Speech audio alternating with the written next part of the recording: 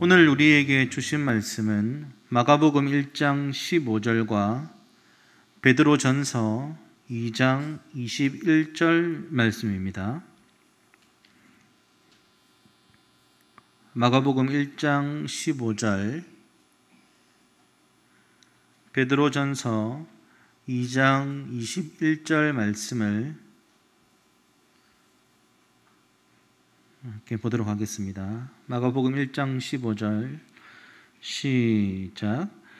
이르시되 때가 찼고 하나님의 나라가 가까이 왔으니 회개하고 복음을 믿으라 하시더라. 아멘.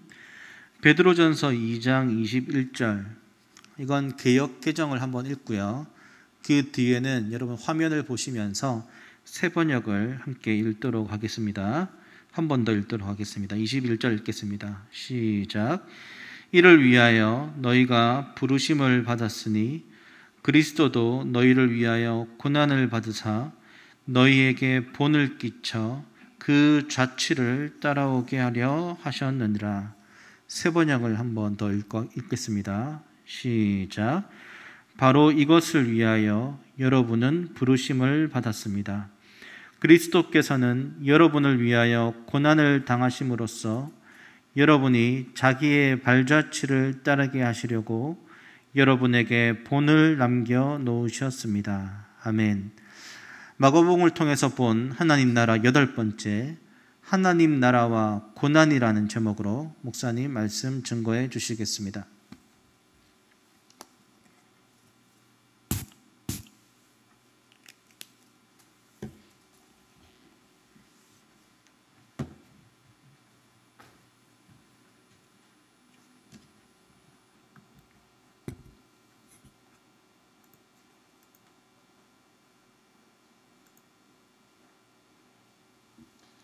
여러분 반갑습니다. 한 주간 동안 평안하셨습니까? 이번 한 주간도 치열하게 삶의 현장에서 최선을 다하다가 오늘 하나님께 예배를 드리러 오신 여러분들을 환영합니다. 오늘 그 태호 간사님 찬양 인도하시는 그 뒷부분 찬양 있죠? 두 번째 찬양과 또 우리 철순 형제 기도 내용을 제가 들으면서 그 두 내용이 오늘 설교의 내용인데 다 안에 담겨져 있구나, 감사한 생각이었습니다. 오늘도 하나님께서 우리에게 주신 말씀을 좀 붙들고 또 우리가 살기를 원하는 기대가 있습니다. 제가 기도하고 말씀 전하겠습니다. 하나님 감사합니다. 오늘도 한수배 지체들이 함께 모여 하나님의 말씀 앞에 섰습니다. 하나님, 우리가 말씀이 없으면 살아갈 수 없습니다. 이 말씀을 붙들고 하나님 나라를 살아가되 하나님께서 우리에게 주신 사명을 쫓아 살게 하시고 생명을 쫓아 살게 하시고 특별히 이 시간 어떠한 마음으로 예배에 나왔든지 간에 성령 하나님의 붙드심으로 인하여 회복되고 치유되고 그래서 새롭게 걸어갈 수 있는 힘이 될 수 있도록 이 예배를 성령 하나님께서 친히 주관하여 주옵소서. 감사를 드리며 예수님 이름으로 기도합니다. 아멘. 오늘은 하나님 나라와 고난이라는 제목으로 말씀을 전하겠습니다.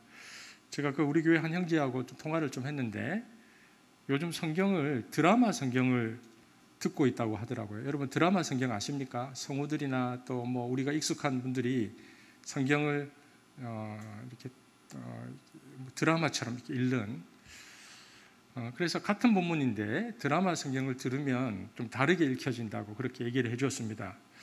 마찬가지입니다. 우리가 성경을 읽으면은 그냥 평면적으로 밖에 읽을 수 없죠. 왜냐하면 성경이 글자로 되어 있으니까. 그런데 이제 우리가 성경을 읽을 때는 여러분 설교의 내용이 기억이 나지 않아도요, 이 그림을 여러분이 이제는 혼자서 안 보고도 그릴 수 있으면 좋겠습니다. 그동안 살펴보았던 이 표를 보면서 성경을 읽어야 합니다. 이 그림이 머릿속에 들어있으면 드라마 성경을 보듯이 성경이 저는 다르게 읽혀질 것이다, 이런 생각이 드는데요. 보십시오. 이 세대가 있습니다. 그죠?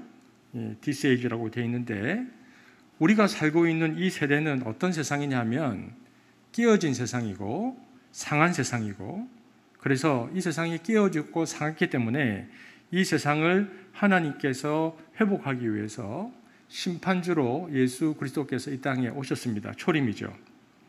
그런데 매우 독특한 것은 그 심판하러 오신 주님이 심판한 다음에 회복하려고 오셨는데 심판을 하러 오신 주님이 하나님이 자기 자신이 그 심판을 받으십니다. 저게 십자가입니다. 그죠? 그 십자가 바로 앞에 한 3년 앞에 바로 초림이 있을 거고요. 그게 십자가입니다. 정말 이 메시아는 이해하기 어려운 분입니다. 심판하러 오셔서 그 심판을 본인이 받으십니다.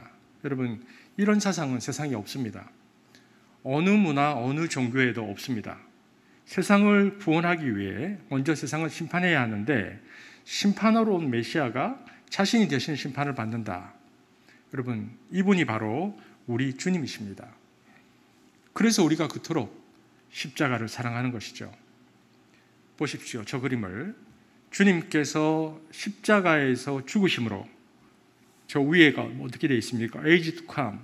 오는 세대가 예수님께서 십자가에 죽으심으로 역사 속에 침투해 들어왔습니다. 그래서 마침내 하나님 나라가 완전히 시작되었다라고 성경이 말하는 것이고요. 그것이 지금까지 저와 여러분이 계속 살피고 있는 마가복음 1장 15절의 내용입니다. 우리는 원래는 이 아래쪽, 이 세대에 속해 있었던 아주 어리석은 자들이었는데 사실은 이 세대에 속한지도 모르고 살고 있었는데 그러나 예수님의 십자가로 인해서 그 위쪽 그 나라, 에이지 투캄 새로 올 그 나라로 받아들여졌고요. 그리고 그 나라가 시작되었기 때문에 이제 우리는 메시아를 따르는, 그러니까 메시아 족속이 된 것이죠. 그래서 메시아 족속이 된 우리가 뭘 하느냐? 메시아께서 시작하신 이 나라 속에서 예수님께서 메시아로 오셔서 하셨던 일들을 끊임없이 우리가 계승하는 것입니다.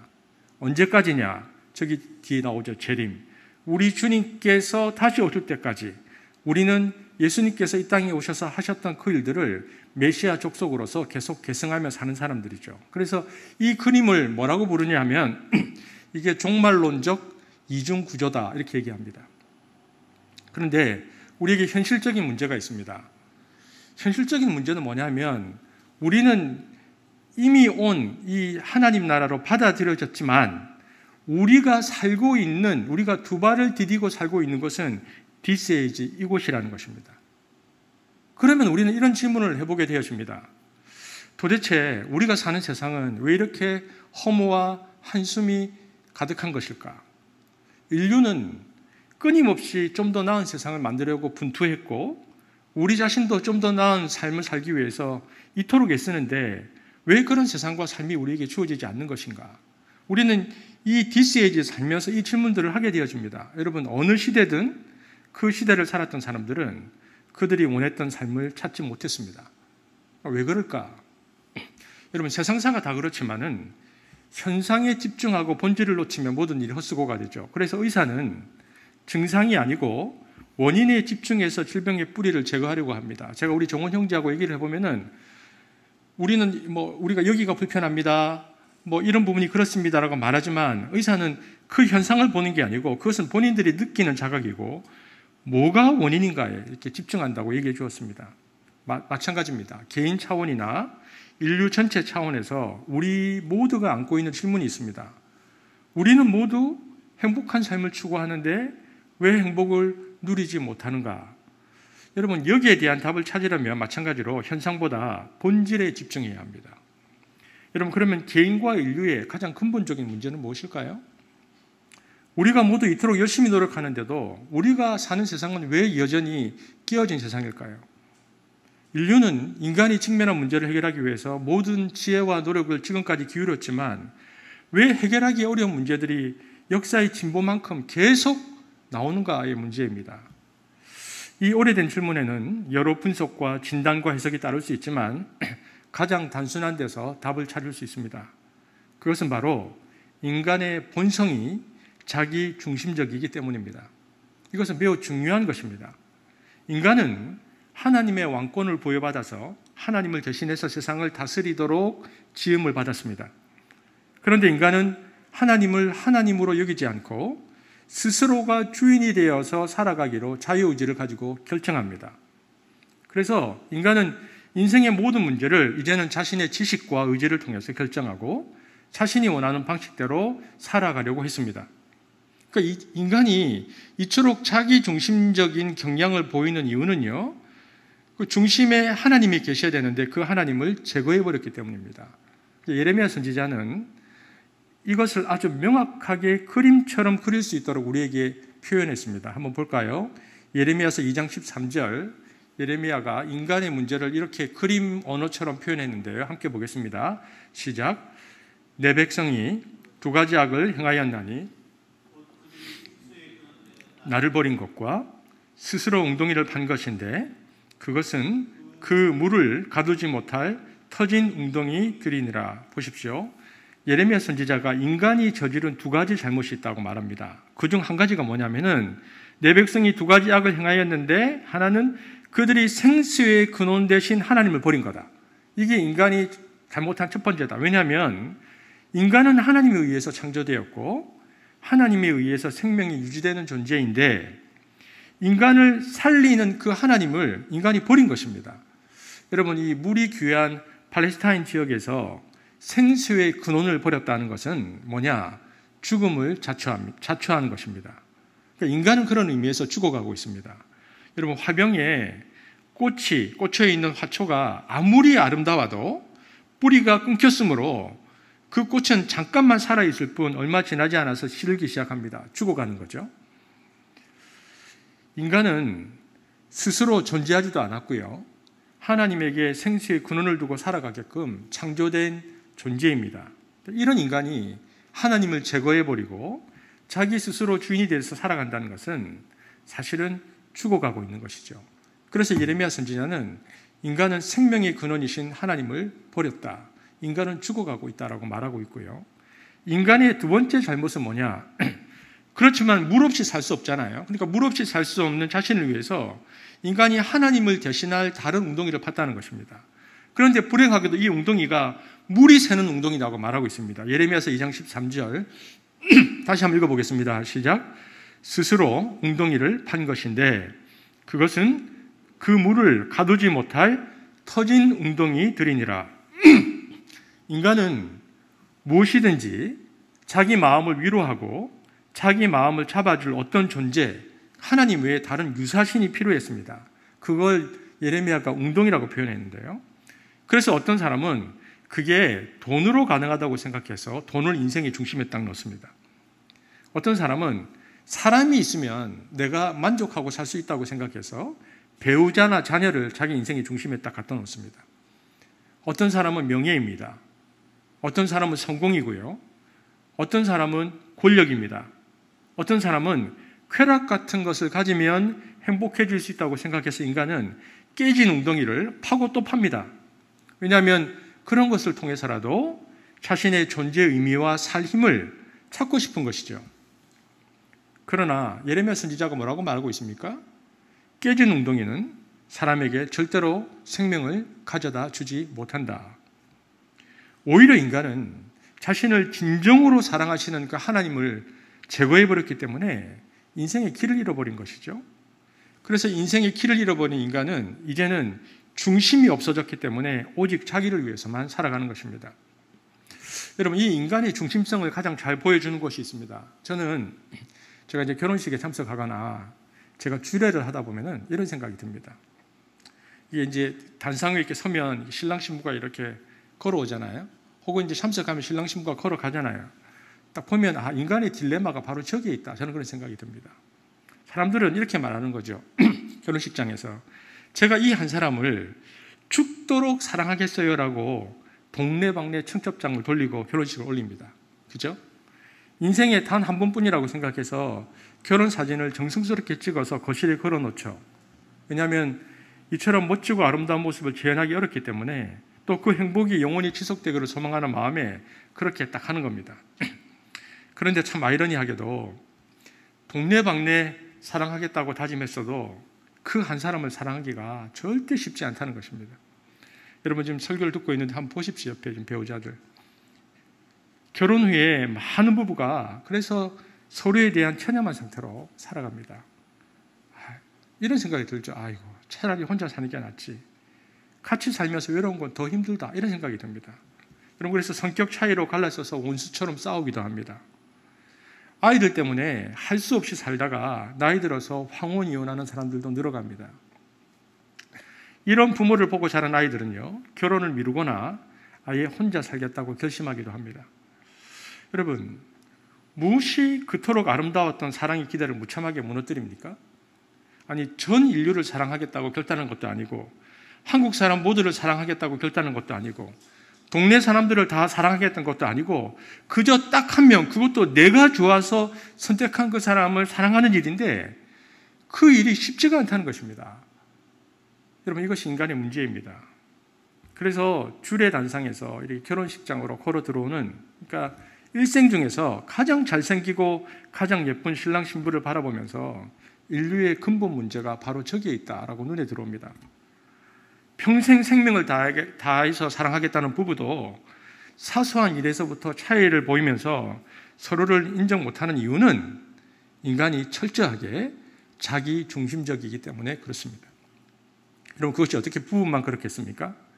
인간의 모든 행위의 근저에 자기 중심성이 도사리고 있음을 부인하기가 어렵습니다. 물론 상황이 좋을 때는 인간은 일반적으로 착하고 너그러워서 다른 사람을 위해서 손해도 보고 양보도 하고 선행을 베풉니다. 인간 안에는 분명 선함이 있습니다. 이타적이고 고귀한 부분들이 인간 안에 있죠.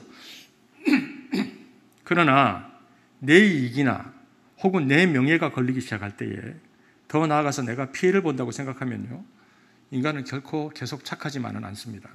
왜냐하면은 자기를 지켜야 하고 자기 인생을 남이 함부로 건드리는 것을 가만히 놔두면 안 되기 때문이죠. 게다가 내 이익과 명예의 적절한 선이 어디까지인지를 우리가 명확하게 그을 수 없고요. 그리고 사람들은 더 많은 이익과 명예를 얻고 싶어 합니다. 그래서 인간의 자기 중심성은 자신의 이익이 침해되거나 혹은 더 큰 이익을 얻고 싶을 때에 숨겨진 모습들을 딱 드러내는데요. 특별히 인간의 중심성이 개인이나 집단 간의 그 갈등이 불거질 때는요, 더 나아가서 인간 중심성이 야만성을 띠기도 합니다. 이처럼 자기 중심성은 평상시에는 이기적으로 살다가 결정적인 순간이 되면 잔인성으로 옮겨갑니다. 여러분, 그래서 이 이기심과 잔인성이 드러나는 것이 인간의 역사입니다. 이것이 인간입니다. 그리고 성경은 이것을 뭐라고 말하는가? 이것이 죄다. 이것이 죄가 지배하는 세상이다. 성경이 이렇게 우리에게 말합니다. 제가 조금 전에 결혼 이야기도 했는데요. 자기 중심성을 극복 못하는 것이 우리가 사는 세상의 특징인데, 멀리 갈 필요도 없습니다. 부부를 떠나서도요, 2-3명 혹은 서너 명 혹은 대여섯 명이 함께 살아가는 가정에서도요, 자기 중심성을 극복하지 못합니다. 얼마나 자꾸 싸우는지, 아이들이 얼마나 자꾸 싸우는지. 가장 사랑해야 할 곳에 인간의 이기심과 악함이 드러나고 그로 인한 고통은 상존합니다. 그러니까 이 인간의 자기 중심성이라는 것이요, 가정에서부터 더 큰 사회에 이르기까지 폭넓게 나타나는 거죠. 그러다 보니까 이런 세상에서 자신을 보호할 힘이 없는 약자들은 피해를 볼 수밖에 없습니다. 힘 있는 자들이 자신의 권리를 확보하고 더 소유하려고 하니까 세상에서 자신을 보호할 힘이 없거나 약한 사람은 사회의 희생양이 될 가능성이 크죠. 그래서 인류는요, 다양한 법과 제도를 만들어서 그 약자들을 보호하려고 노력했습니다. 그러나 그 약자들의 눈물과 한숨은 지금도 여전하죠. 왜냐하면 완전한 법이, 완전한 체제가 존재하지 않기 때문에 그랬습니다. 그래서 결국 자기 중심적인 세상에서는 약육강식의 규칙을 따를 수밖에 없게 되어집니다. 우리 삶의 정황이 이러하다 보니까 차이만 있을 뿐 누구든 강자가 되기를 원합니다. 그래야 타인에게 휘둘리지 않고 살 수 있기 때문이죠. 여러분, 부모가 자식을 좋은 대학에 보내려고 온갖 애를 쓰는 이유가 뭡니까? 경쟁 사회 속에서 뒤떨어져서 약자가 되는 모습을 지켜볼 수 없기 때문에, 세상이 그러니까 너도 강해져야 된다고 그렇게 말하는 것입니다. 우리는 이런 생각으로 스스로를 합리화하기도 합니다. 강자가 되어야 가진 것을 나눌 수 있다. 하지만 경쟁이 치열한 세상에서 강자가 되는 사람은 많지 않죠. 실제로 내가 강자가 되었다 해도 자기 것을 관리하고 누리기 위해서는 더 많은 자원이 필요합니다. 그뿐만 아니라 세상에는 강자인 나보다 더 센 강자가 있기 때문에 끊임없이 더 센 자가 되어야 하는 것이 우리의 삶입니다. 그래서 실제로 강자가 되어도요, 나눌 여유가 없습니다. 그러니까 이러한 구조 속에서는 자기 중심성을 극복하기가 어렵다는 것입니다. 아니, 평생 사랑하겠다는 일생일대의 결단도 자기 중심성 앞에 무너지는데, 경쟁에서 살아남아야 하는 사회 속에서 이 같은 논리가 극복될 리가 만무합니다. 강자가 되고 싶어도 강자가 되지 못하고 만에 하나 내가 강자가 되어도 약자를 위해서 살지 못하는 모습이 우리 대부분의 자화상이죠. 그러니까 인간 실종의 핵심 문제가 바로 여기에 있습니다. 그러므로 이 설교를 듣고 있는 우리도 하고 있는 저도 다른 사람처럼 상황이 좋을 때, 마음이 편할 때, 여유가 있을 때는 다 착한 사람이지만 상황이 힘들 때, 또 내 이익이나 명예가 관련될 때는 내가 손해볼 것 같을 때는요, 불쑥불쑥 튀어나오는 자기 중심성을 우리가 발견하게 되었습니다. 그리고 무엇보다도 그것을 직면해야 합니다. 아, 내 안에 이런 자기 중심성이 있구나. 세상이 그런 자기 중심성으로 돌아가는구나. 왜 이것을 직면하는 것이 중요하냐면, 왜냐하면 성경의 하나님은 우리가 우리의 내면과 우리의 삶을 정직하게 직면하기 전까지는 그 하나님을 믿을 수도 없고 따를 수도 없다고 선언하기 때문입니다. 그것이 마가복음 1장 15절의 말씀인데요. 때가 찼다. 하나님 나라가 왔으니까 회개하고 그 하나님을 받아들여라고 했을 때 이 하나님 나라를 내가 믿음이라는 표현으로 받아들였다는 것은 뭡니까? 인생의 방향을 전환한다는 것입니다. 방향을 전환한다는 것은 이 두 나라의 사이의 차이를 내가 극명하게 이해하고 있다는 것입니다. 이 말은 이 세상이 깨어진 세상이라는 것과 깨어진 세상의 근본 원인이 하나님을 제거한 인간 중심성이라는 것을 인식하는 자에게 일어나는 변화입니다. 그게 있어야 내가 변화를 가져온다는 것입니다. 그러니까 우리가 사는 세상을 어떻게 바라보는지가 결국 우리 인생을 결정짓는다고 해도 과언이 아닙니다. 그러므로 우리가 하나님 나라를 받아들인다는 것은 그 결단은 죽어서 갈 천국을 보장받는 속칭 이 구원의 확신을 훨씬 넘어서는 것입니다. 하나님을 믿고 내가 이제 교회 나가겠다, 마음 먹는 정도에 머물 수 있는 일이 아닙니다. 하나님 나라의 도전을 진실하게 받아들인다는 것은 깨어진 세상의 한 부분으로 살기를 거부하고 그 세상을 회복하려는 하나님 편에 서는 삶의 방식을 내가 택하는 것이고요. 그것이 진정한 변화이고 회개다. 그것이 회심이다라고 성경이 말하는 것입니다.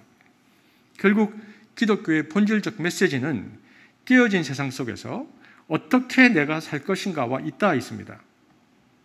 그러기 위해서는 나 역시도 세상의 거대한 악한 구조 속에 분절된 형태로 편입되어 있어서 나의 삶도 세상을 파괴하는 일에 일치하고 있다는 사실을 아는 것이 굉장히 중요합니다. 그런데 문제가 뭐냐?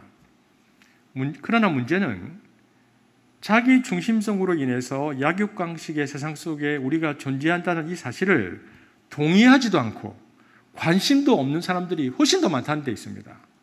왜냐하면 여러분 지금 미얀마에서 일어나는 일들, 아프가니스탄에서 일어나는 일들을 여러분이 뉴스를 통해서 접하면 여러분은 어떤 생각이 드십니까?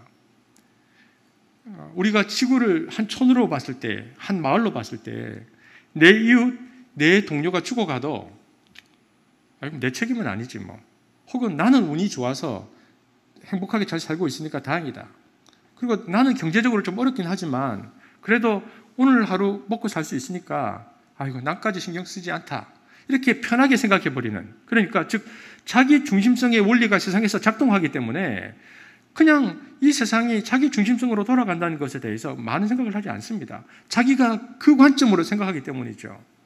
그리고요, 어쩌면 사람들은 세상이 깨어져 있다는 사실을 어렴풋이 느껴도 직면하고 싶지 않을지도 모릅니다. 그래서 세상은 원래 그래. 그나마 나는 좀 나은 편이지. 나도 그래서 좋은 일도 많이 하려고 해. 라고 자기 모습을 그런 식으로 위안하고요. 직면하기를 거부하죠. 그리고 이런 생각도 합니다. 열심히 살다 보면은 행복하게 살 수 있을 거야. 이런 순진한 생각을 가지고 살아가는데, 만약 그런 생각을 가지고 있는 사람들에게는 예수가 오셔서 하나님의 다스림을 선포하시고 그래서 새로운 시대와 하나님 나라가 시작됐다. 이게 별 의미가 없습니다. 왜냐하면 나는 어차피 이 세상에 살 것이고 머릿속에 있는 하나님 나라는 개념일 뿐이고요. 복음은 그저 종교적인 구호에 그칩니다. 그러나 성경의 하나님은 뭐라고 말하느냐? 우리가 사는 세상과 그리고 그 속에 있는 나를 정직하게 바라보라고. 깨어진 세상 속에서 인간 중심적인 사고를 가지고 살아가는 인간이 어떤 모습을 가지고 살아가는지를 분명히 바라보고 이제는 그 세상이 아니고 디스에이지가 아니고 새로울 그 하나님 나라의 편에 살라고 가르칩니다. 다른 종류의 삶을 살라고 우리에게 도전하는 것입니다. 그것이 마가복음 1장 15절입니다. 자, 그러면은 우리가 솔직하게 한번 대답해 보면 좋겠습니다. 자, 하나님 나라를 우리가 살아간다고 이렇게 서로 얘기하는데, 우리가 예수를 믿어서 하나님 나라를 살아간다라고 했을 때, 내가 예수를 믿을 때 우리가 예수를 믿는 삶에 대한 우리의 기대는 무엇입니까? 내가 예수를 믿으면 어떻게 될 거라고 생각하면서 믿는 것입니까? 여러분, 이 하나님 나라 그림표를 다시 보십시오. 자, 우리가 이 표를 보면 우리가 어디에 살고 있습니까? 이 아래쪽에 있죠. 이 세상에 살고 있죠. 근데 우리가 살고 있는 이 세상은 어떤 세상입니까? 자기 중심적이라는 말을 다른 말로 바꾸면 뭡니까? 하나님 없는 세상입니다. 이 아래쪽은 하나님이 없습니다. 그래서 우리가 눈을 떠서 눈에 들어오고 귀에 들어오는 모든 것들은 하나님을 부인합니다. 직접적으로 혹은 노골적으로, 때로는 아주 교활하게 하나님 없어도 되는 것으로 온 세상이, 온 문화가 우리를 세뇌시키고 있습니다. 무신론적 세상이죠. 그것이 우리가 살고 있는 세상입니다. 온통 하나님이 없다고 부인하는 그 세상에 우리가 살고 있는 것입니다. 그런데 우리는 지금 어디에 가 있는 사람들입니까? 그 위에 표면 우리는 어디에 속했습니까? 하나님 나라에 속했습니다. 아래쪽은 아예 하나님이 없다고 말하고 있고 우리는 하나님 나라에 속했습니다. 그렇다면은 우리가 이미 임한 이 빗금친 하나님 나라를 살아내려고 하면 쉬울까요? 어려울까요? 어렵습니까? 대답하실 때까지 쉽지 않습니다. 왜냐하면 우리가 속한 이 세대로부터 우리는 끊임없이 고통을 겪게 됩니다. 피할 수 없는 것입니다. 이것은 어쩔 수 없는 것입니다. 여러분, 이것을 정확히 그리스도인들이 이해해야 합니다. 여러분, 하나님 나라를 받아들이기 시작하면 힘듭니다. 여러분, 하나님 없는 세상에서 하나님을 믿고 사니까 얼마나 힘들겠습니까? 힘든 겁니다. 여러분, 그러니까 제발 크리스찬 삶을 사는 게 어렵다고 징징대는 거 우리 좀 그만했으면 좋겠습니다. 여러분, 이것은 약간 속는 게 있습니다. 약간 속는 거, 그러니까 뭐냐면 원래 그냥 어려운 겁니다. 여러분, 운동을 하면요 어떻게 됩니까? 운동을 하면 땀이 나고 힘들죠. 유산소 운동을 하든 무엇을 하든 운동은 힘든 겁니다. 원래 운동은 힘든 거예요. 그러면 힘든 것을 위로해 주면 안 됩니다. 힘든 건 그냥 힘든 겁니다. 그냥 뛰고 그냥 힘든 겁니다. 그냥 그게 답니다. 그런데 아유, 근육이 너무 힘들겠다. 핏줄이 터지네. 불쌍해. 왜 그럽니까? 왜 운동은 원래 힘든 건데 그렇게 말할 필요가 없는 겁니다. 그런데 크리스찬들이 이렇게 위로하고 산다는 겁니다. 이거는 굉장히 잘 들어야 되는 건데 약간 속임수입니다. 우리가 세상을 살다가 주님의 뜻을 위해 살다가 고난을 받으면 위로를 해야 하지만 세상살이 자체는 원래 힘든 겁니다. 거기가 하나님이 없는 세상에 우리가 살거든요. 그게 원래 힘든 겁니다. 그래서 하나님 나라를 살아가고 있는 이 세상에서 하나님 나라를 살아가고 있는 성도들에게 야고보 사도가 뭐라고 말했는가? 야고보서 1장에 보면 이렇게 말했습니다. 보겠습니다. 시작. 내 형제들아, 너희가 여러 가지 시험을 당하거든 온전히 기쁘게 여기라. 야고보 사도가 뭐라고 말하냐면 하나님 나라를 살아가는 성도들에게 너희가 이 디스에이지를 살아가면 반드시 여러 가지 시험이 있다. 그것은 그냥 운동을 하면 아프듯이 그건 너무 당연한 것이다. 베드로 사도도 말합니다. 오늘 읽었던 우리 성경 본문인데요. 베드로전서 4장 12절 보겠습니다. 시작. 사랑하는 여러분, 여러분을 시험하려고 시련의 불길이 여러분 가운데 일어나더라도 무슨 이상한 일이나 생긴 것처럼 놀라지 마십시오. 그 예수를 믿을 때 여러 가지 환난과 어려움이 올 때 베드로가 뭐라고 말하냐면은 이상한 일 당하는 것처럼 여기지 마라. 호들갑 떨지 마라. 그러면서 왜 내 인생에 이런 일이 벌어졌지? 왜 저한테 그러지 말라는 것입니다. 많은 사람들이 이렇게 말하잖아요. Why me? 얼마나 크리스찬들이 이런 이야기를 많이 하는지 모릅니다. 그런데 Why not you? 왜 내 인생에 그런 일이 일어나면 안 됩니까? 근데 우리는 그런 일이 일어나면 안 된다고 말합니다. 여러분, 여기 지금 우리 청년들, 우리 영민이 지금 저하고 눈이 마주쳤는데 영민이를 보면서 제가 우리 교회 청년들을 대표해서 영민이가 앉아있다고 생각하고 청년들 잘 기억해야 됩니다. 영민이도 이미 느끼겠지만은 여러분이 막닥뜨릴 세상은 예수를 잘 믿으면 앞으로 모든 일이 잘 되고 형통할 것이라 생각하는 그런 피상적인 세상이 아니라는 것을 잘 기억해야 됩니다. 앞으로 여러분이 살아갈 이 세상에서 여러분은 진짜 힘들 겁니다. 어마어마하게 힘들 겁니다. 여러분, 그것이 우리 기독교인들이 세상을 이해하는 방식입니다. 그것이 성경이 세상에 대해서 우리에게 이야기해 주고 있는 내용입니다. 왜냐하면 자기 중심, 자기 영광을 추구하는 세상이기 때문에, 그러니까 뭐라고 얘기하냐면 그런 일을 당할 때에 그것이 이 시대의 특징이기 때문에 이상하게 생각하지 말라는 겁니다. 그 이상하게 생각하지 마라. 우리가 스스로 선택한 것도 아니고 고난의 색깔도 형태도 다 다를지 모르지만 그리스도 안에서 경건하게 살고자 하는 모든 성도들에게는 반드시 고난이 있다. 왜냐하면 우리는 두 나라에서 살기 때문이다라고 성경이 말하는 거죠. 여러분이 지금 성경을 가지고 계시면 성경책 있잖아요. 베드로전서 2장 18절에서 25절 보니까 우리 승호 형제가 미리 딱 찾아주더라고요. 원래 성경이 보면 저렇게 되어 있습니다. 보면 베드로전서 2장 18절에서 25절 위에 작은 소글씨로 뭐라고 되어 있냐면 그리스도의 고난 이렇게 되어 있습니다. 이게 이제 2장 18절부터 25절까지의 그 주제인데요. 2장 21절부터 24절 우리가 오늘 읽었던 본문까지 포함해서 세 번역으로 한번 읽어보겠습니다. 뭐라고 되어 있는지 천천히 한번 읽어보겠습니다. 시작. 바로 이것을 위하여 여러분은 부르심을 받았습니다. 그리스도께서는 여러분을 위하여 고난을 당하심으로써 여러분이 자기의 발자취를 따르게 하시려고 여러분에게 본을 남겨놓으셨습니다. 그는 죄를 지으신 일이 없고 그의 입에서는 아무런 거짓도 찾아볼 수 없었습니다. 그는 모욕을 당하셨으나 모욕으로 갚지 않으시고 고난을 당하셨으나 위협하지 않으시고 다 맡기셨습니다. 그는 우리 죄를 자기의 몸에 몸소 지시고서 나무에 달리셨습니다. 그것은 우리가 죄인은 죽고 의인은 살게 하시려는 것이었습니다. 그가 매를 맞아 상함으로 여러분이 나음을 얻었습니다. 여러분 보십시오. 지금 베드로가 뭐라고 말하고 있습니까? 21절 하반부 다시 한번 보겠습니다.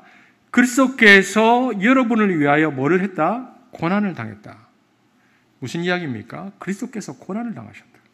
여러분 이것이 기독교에서 말하는 아주 중요한 철학이고요. 도드라진 모습입니다. 이거 어마어마한 메시지입니다. 고통과 고난의 현장에 메시아가 오셔서 그가 몸소 고통을 겪으셨다. 여러분 이건 어마어마한 철학이죠. 여러분 예수님의 삶을 한번 볼까요?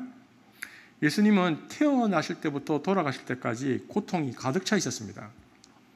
어린 마리아가 예수를 잉태했을 때 그 어린 소녀가 얼마나 두려웠겠습니까? 또 태중에 있는 예수님은 얼마나 불안했겠습니까? 오랫동안 여행해서 베들레헴에 가서 아이를 낳았는데 방이 없어서 말구 위에 태어났습니다.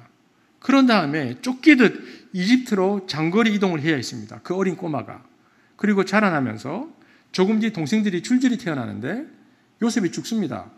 그래서 소년 가장으로 예수가 자랍니다. 여러분 예수님께서 왜 30대에 나타나셨을까요? 동생들이 최소한 줄줄이 6명은 있었습니다. 예수님이 30세쯤에 세상에 나온 이유는 동생들이 다 크고 난 다음에 가족들에 대한 책임을 다하고 세상에 나왔을 것이라고 신약학자들이 추측합니다. 예수님은 목수였죠. 그러니까 노동의 고통을 아십니다. 목수가 만드는 것 중에서 가장 만들기 싫은 것이 무엇일까요? 로마 정권에 납품하는 십자가입니다. 예수는 자신이 만든 목공소에서 제작된 십자가에서 매달린 그 민족의 동지들 그리고 아저씨들을 보았을 것입니다. 그것이 얼마나 고통이겠습니까? 내가 만든 십자가에 내가 납품한 십자가에 내 동족의 지도자들이 죽어가는 모습을 보았습니다. 본인도 그것에 죽을 것을 알고 계셨습니다. 예수님이 공생애를 시작하시고 세상에 나왔지만 군중들로부터 박수도 받았지만 우리가 성경을 살펴보았는데 초기부터 살해 위협이 있었습니다. 어떤 때는 자기 동네에서 낭떠러지로 밀어서 예수를 죽이려고도 했습니다. 초기부터 그런 일이 있었습니다. 예수는 계속 죽음의 위험에 시달렸습니다. 전입가경으로 나중에는 3년 동안 키웠던 제자들 그 중에 하나가 배신합니다. 여러분 배신당해 보셨습니까? 그 등에 칼 맞는 거거든요. 그놈만 배신했습니까? 나머지 제자들도 다 배신했습니다. 결정적인 순간에 다 도망갔습니다. 그의 친구와 제자들이 예수님께서 꼭 필요한 시간에 다 도망가 버리고 예수는 홀로였습니다. 재판을 받았습니다. 완전히 부당한 재판입니다. 변호인도 없었고요. 검사가 기소하는 일도 별로 없었습니다. 엉터리 재판이었고 졸속 재판이었고 하룻밤 사이에 재판이 끝나버립니다. 이런 부당한 재판을 받았습니다. 이런 부당한 재판을 받는 과정에서 어떤 일이 있었습니까? 희롱당하고 고문당하시고 결국은 마지막에 십자가에서 못 박혀 죽습니다. 여러분, 십자가에 못 박혀 죽으면 옷을 다 벗깁니다. 우리는 그것을 다 그릴 수 없기 때문에 예수님의 그림을 보면 옷이라도 걸쳐 놓았지만 십자가형을 원래 나체로 하는 겁니다. 고통도 고통이고요. 정신적 치욕, 수욕, 수치 이 모든 것을 다 겪으셨습니다. 여러분, 우리가 믿는 메시아가 어떤 분인지 아시겠습니까? 하나님이 이 땅에 오셔서 태어나면서 돌아가실 때까지 그분이 고통의 길을 걸어가셨다. 베드로가 말합니다. 이것이 기독교의 독특성입니다. 왜 그랬을까? 여러분, 그 고통은 우리 인류가 겪는 혹은 겪어야 할 고통이었습니다. 이 표를 다시 한번 보십시오. 하나님 없는 세상에 자기 중심, 자기 영광, 자기를 높이는 세상 속에서 살아가는 사람들이 겪을 수밖에 없는 그 모든 고통, 그 모든 고통을 예수님께서 다 겪으신 것입니다. 여러분, 그래서 우리가 예수님을 사랑하는 것입니다. 예수님이 내 고통을 아시는구나. 부모 없이 사는 고통을 아시는구나. 내가 가족을 책임져야 할 고통을 그분께서 아시는구나. 배신당하는 고통을 아시는구나. 불법적 재판을 당하는 그 고통을 아시는구나. 생명의 위협을 당하는 것이 무엇인지를 그분께서 아시는구나. 옷벗김을 당하는 수치스러움이 무엇인지 그분께서는 아시는구나. 여러분, 이것이 기독교의 독특성입니다. 이것이 파워죠. 왜냐? 그리스도께서 그렇게 하셨다는 것입니다. 그리고 메시아가 그렇게 하셨기 때문에 무슨 일이 벌어졌는가? 우리 같은 자들, 죄인들이 죽게 돌아와서 하나님 나라에 들어갈 수 있는 길이 열렸다는 것입니다. 즉, 하나님 나라에 들어갈 수 있는 길을 열어주실 때에 주께서 어떻게 하셨다는 것입니까? 그 대가를 고통으로 지불하셨다. 이것이 성경이 말하는 메시지입니다. 그런데 크리스찬으로 살면서 별로 안 힘들어하는 사람들이 있습니다. 어떻게 그럴 수 있을까요? 이 그림 보면요, 디스에이지, 여기에 속해서 살면 안 힘듭니다. 한나라에 살거든요. 힘들 이유가 없어요. 세상의 친구니까 안 힘듭니다. 그리고요, 어떤 분들은 힘들다고 말해서 내용을 들여다보니까 교회를 다니는 사람 중에서도 왜 힘드냐 물어보니까 더 좋은 직장 못 가고 더 돈을 못 벌어서 세상적인 것 때문에 힘들다고 말합니다. 그건 자신의 욕망이죠. 그리스도와 상관없는 자기 중심성이 더 강화된 욕망으로 힘들어합니다. 그러면 교회를 다니지만 그것 때문에 힘들어하면 이 두 나라의 차이점과 구별이 그 사람에게서 어디서 나타납니까? 그 사람은 하나님 나라를 받아들이는 게 아닙니다. 세상에서 종교라는 껍데기만 가지고 있을 뿐 자기 욕망을 더 강화하고 있을 뿐이죠. 게다가 오늘날은 이제는 어떤 의식이 강하냐면 그리스도인들은 고난을 당하는 것을 무조건 피하는 것이 지혜로운 것이다. 이렇게 생각합니다. 그리고 현대인은 실제로 우리가 살고 있는 이 21세기에 대한민국에서 신앙생활을 한다는 것은 고난이 있더라도 실제적인 핍박은 거의 사라진 것 같습니다. 예수 믿는 것 때문에 감옥에 가거나 투옥되거나 고문당한 일은 거의 없죠. 자, 우리 한번 질문해 보겠습니다. 정직하게, 여러분, 우리에게 고난이 있습니까? 생각해 보면 고난이 별로 없습니다. 왜 우리에게 고난이 없는지 아십니까? 초기 교회 성도들과 신앙의 수많은 선조들만큼의 고난이 왜 우리에게 없을까요? 세상에 달라지지도 않았는데 적당히 피해가니까. 여러분, 직장 생활에서 무엇인가 잘못된 게 너무 많잖아요. 여러분, 사업하시는 분들 그렇지 않나요? 술 문화도 있고 접대 문화도 있고. 그런데 다 그렇게 하는데 나 혼자 난 그렇게 안 할래라고 하면 잠시 쉴 때 사람들이 모여서 뭐라고 얘기합니까? 쟤 모자란다. 그래서 그냥 좋은 게 좋은 거라고 생각하고 대충 넘어가 버립니다. 여러분, 그냥 적당히 살면 고난을 피할 수 있기 때문이죠. 그래서 여러분, 오늘날 그리스도인들에게 고난이 없어진 게 아닙니다. 고난을 피하고 있는 거죠. 우의 도로를 택한 것입니다. 정직하게 그 앞에 서지 않는 것입니다. 그래서 겉으로 보기에는 굉장히 세련되었습니다. 하지만 야성은 없죠. 그런 그리스도인들이 가득 차게 되었습니다. 그래서 너무 허약한 그리스도인들만 생겨납니다. 왜 이렇게 된 것인가? 이렇게 된 것은 우리가 하나님 나라를 잃어버려서 그렇습니다.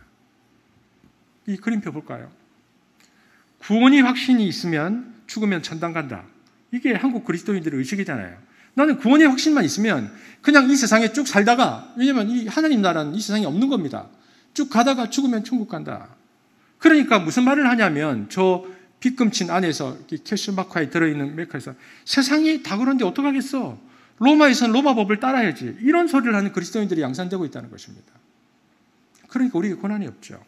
그리고 이런 소리도 들려옵니다. 신앙생활은 교회 와서 열심히 하면 돼. 헌금하고 교회 가서 봉사하면 돼. 세상은 내가 어떻게 할 수 없어. 세상에 나가서 죄 짓는 건 어쩔 수 없어. 하지만 주일날 교회 와서 회개하면 돼. 이걸 뭐라고 얘기합니까? 이거 사우나 영성이라고 말합니다. 일주일 내내 죄 짓고 교회 와서 한 번 용서받는 거죠. 개운하죠. 주일날 한 번 예배드리고 나면 개운합니다. 그러고 나면 또 죄 지으러 갑니다. 일주일 내내 때가 덕지덕지 붙으면 주일날 와서 또 한 번 뽀얗게 사우나하고 가는 겁니다. 여러분, 하나님 나라라는 이 신학이 실종되어서 이런 일이 벌어지고 있는 것입니다. 예수님의 중심 가르침이 사라졌기 때문에 이런 일이 발생하는 겁니다. 그렇다고 생각해 보면 우리 기독교가 무슨 고난을 즐겨하는 과학적 종교냐? 그렇지 않습니다. 여러분, 이 세상에 고난받는 것을 즐거워할 사람이 어디 있습니까? 나는 본능적으로 고난받는 게 좋아. 이런 분들은 꼭 우리 교회 밑에 있는 상담실에 가서 상담 받으시기 바랍니다. 그런 사람 없습니다. 우리는 고난받는 거 싫어합니다. 어떻게 하든지 편한 길을 가고 싶어 하죠. 가능하면 편한 것.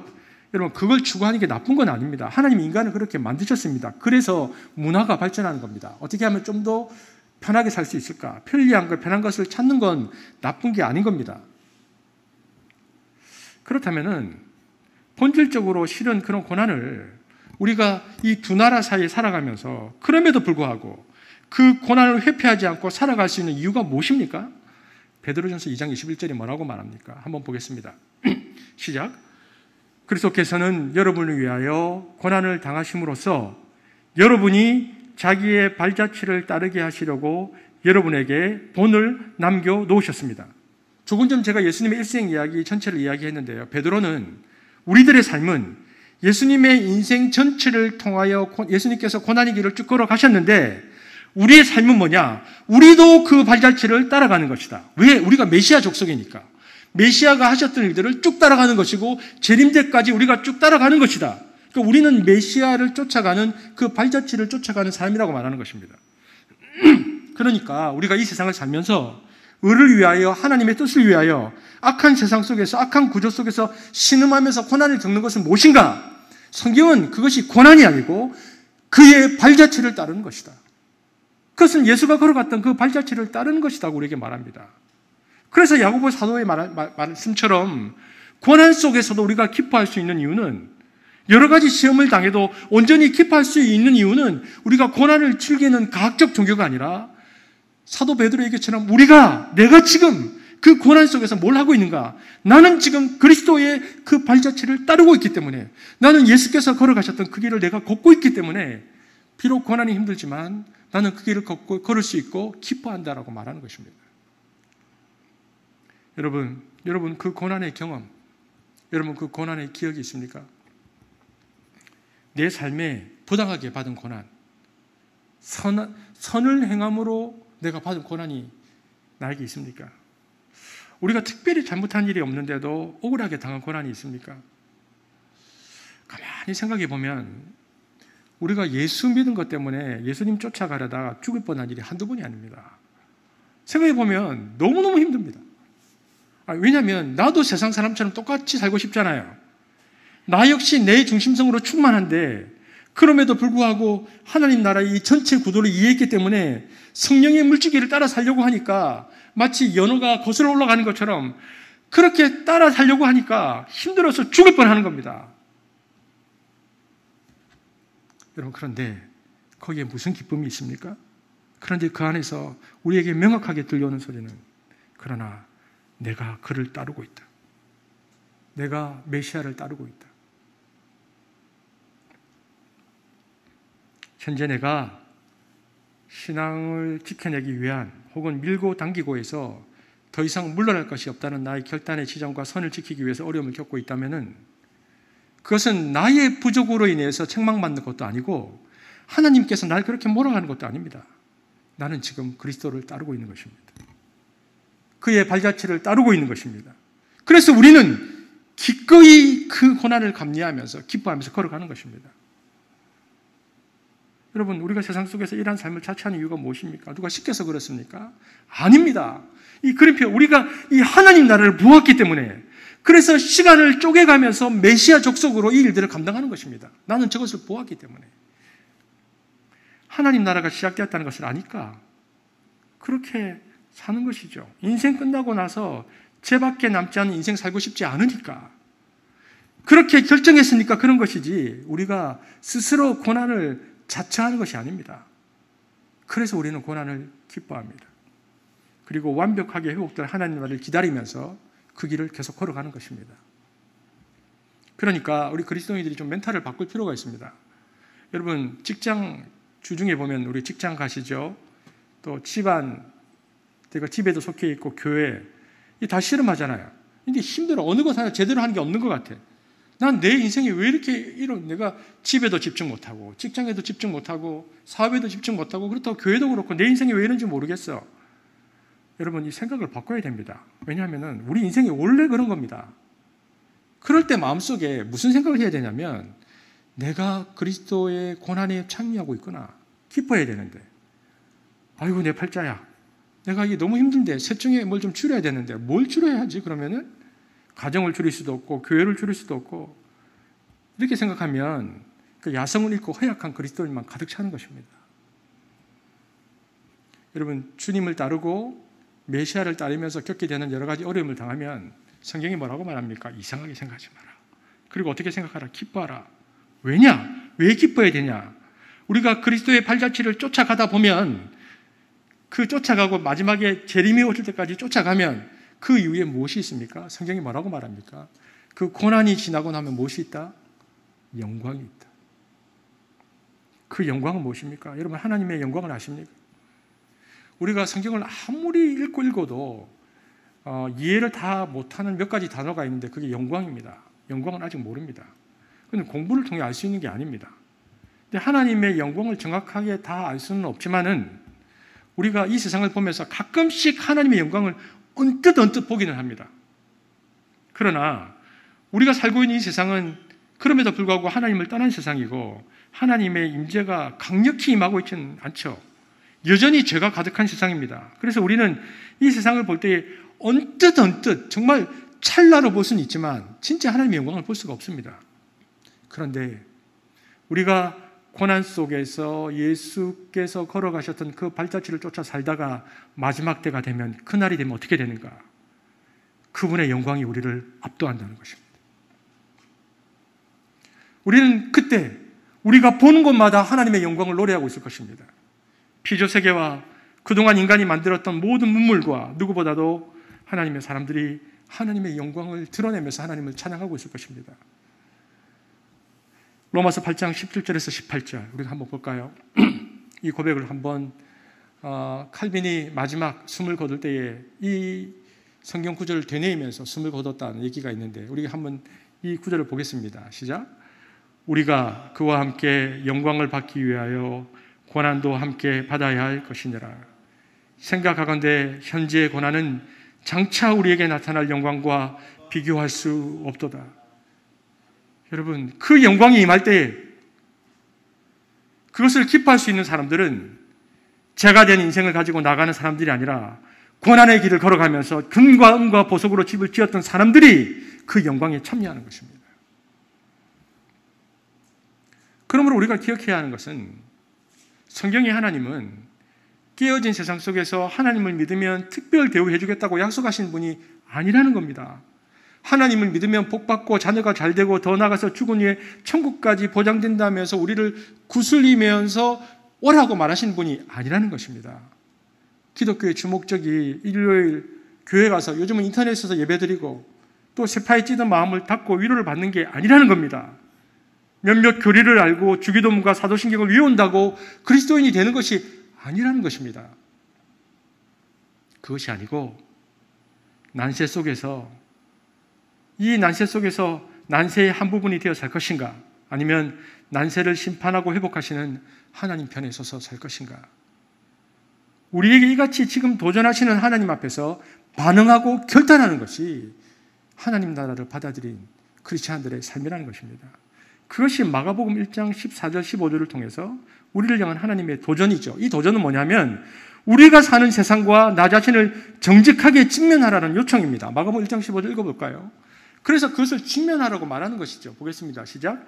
이르시되 때가 찼고 하나님의 나라가 가까워왔으니 회개하고 복음을 믿어라 하시더라. 예수님은 공의로운 이 하나님 나라에 들어갈 자격은커녕 심판의 대상이었던 우리를 위해서 예수 메시아가 대신 심판을 받았으니 그를 의지해서 하나님 나라에 들어오라고, 그리고 그 나라를 함께 살아내라고 사랑 깊은 도전을 하고 계시는 것입니다. 여러분, 크리스찬 라이프는요 1, 2년 사는 거 아닙니다. 1, 2년 바짝 하고 예수 믿고 가는 거 아니죠. 죽을 때까지 주님 따르는 거잖아요. 그러면서 고난을 겪을 것입니다. 여러분, 오늘 주일인데 주일 지나고 나면은 고난이 없는 길이 열릴 것이라 생각하면 착각입니다. 적당히 걸어가면 쉽죠. 하지만 제대로 살아가려면요 진짜 부담됩니다. 직장인으로 또 뭐 선생님으로 주부로 살아가는 게 얼마나 힘든 일인데, 하지만 여러분 그 부담 맞는 겁니다. 여러분 내가 그 부담이 있어야 됩니다. 여러분 그 부담을 피하면 안 됩니다. 자, 이제 본게임이 시작되는구나. 내가 두 나라 사이에서 한번 제대로 살아보자 이렇게 해야지. 아무 부담도 없다. 부담이 없으니까 내가 복 받은 것이다. 천만에. 무엇보다도 우리에게 그 부담이 올 때에 그 부담을 혼자 끌어안고 살지 마십시오. 여러분의 믿음의 동료들과 믿음의 선배들과 그 길을 같이 걸어가십시오. 그래서 우리가 지금 터모일 못하지만 일주일에 한 번이라도 우리 터 식구들을 어떤 형태로든지 만나려고 노력해야 되는 이유가요, 그분들의 육성을 직접 들으십시오. 카톡도 좋고 다 좋지만 직접 만나서 그분들의 이야기를 듣고 이 나라를 살아가는 고통과 힘듦이 있지만 그러나 우리가 여기를 걷고 있다고 같이 이야기하고 고민하고 나눠야 합니다. 그 길을 혼자 걸어가서는 안 되는 것입니다. 그래서 우리가 살고 있는 이 한국 교회의 현실이 암울하고, 어떻게 생각하면 제가 한번 2, 3주 뒤에 설교하겠지만 정말 이 우리 청년들이 살아가기에는 너무 힘든 이 한국 사회가 끔찍한 사회이지만은 너무너무 힘든 세상이 되었어요. 그러나 이 하나님 나라 족속들, 이 메시아 족속들이 일어나서 이 끔찍한 상황들을 반전시키는 역사가 우리를 통해서 일어나기를 바라는 마음으로 우리가 그 길을 걸어가야 하는 것입니다. 여러분, 한숲은 그 도전에 응답하기 위해서 세워진 교회입니다. 그래서 한숲 교회를 통해 하나님 나라를 봅니다라고 했을 때 우리는 그 길을 걷겠다는 것입니다. 제가 말씀을 맺으면서 다시 이야기합니다. 여러분, 고난이 있을 것입니다. 그러나 그것은 너무나 당연한 것이고, 우리의 고난은 그리스도를 따르고 있는 것이고, 그리고 그 고난 뒤에는 영광이 있을 것이고, 그 영광 전에는 여러분의 수고를 통해서 열매가 생길 것인데, 그 열매가 수많은 사람들에게 선한 영향을 미쳐서 또 다른 사람들이 하나님의 나라 또 메시아 족속으로 살아가는 일들이 있을 것이라는 것을 여러분이 기대하고 상상해야 하는 것입니다. 우리의 고난은 그냥 고생하는 게 아니고 의미가 있고 열매가 맺히고 있는 삶입니다. 여러분이 걸어가고 있는 그 길을 통해서 수많은 사람들이 또 여러분을 보면서 메시아가 걸었던 그 발자취를 따라오게 될 것입니다. 이번 한 주간도 고난 속에서 그 하나님 나라를 살아가는 한숲이 되어지기를 주의 이름으로 축복합니다. 기도하겠습니다. 하나님 감사합니다. 오늘도 우리가 하나님 말씀 앞에 섰습니다. 하나님 나라를 살아갈 때 우리에게 있는 고난은 너무나 당연한 것이고, 우리는 고난이 아니라 그것이 예수 그리스도의 발자취를 따르고 있는 것이며 또한 선한 영향력을 끼치고 있는 것이며 그 뒤에 영광이 있다는 것을 기억하기를 원합니다. 한숲은 그것을 위해 지금까지 걸어왔고 살아가고 있습니다. 예수는 1, 2년 믿는 것이 아닙니다. 우리의 신앙생활은 크리스찬 라이프라는 것은 주님께서 개인의 종말로 우리를 부르시든 인류의 종말로 부르시든 그때까지 그 길을 묵묵히 걸어가는 것입니다. 메시아가 이 땅에 오셔서 고난을 당하심으로 우리에게 하나님 나라를 여셨던 것처럼 우리 역시 그 발자취를 따라 살면서 끊임없이 다른 사람들에게 하나님 나라를 열어가는 그리스도인들이 되기를 소망합니다. 우리를 그렇게 사용하여 주시고 우리가 회피하지 말게 하시고 기꺼이 그 나라를 살아낼 수 있도록 우리를 축복하여 주옵소서. 감사를 드리며 예수님 이름으로 기도합니다. 아멘.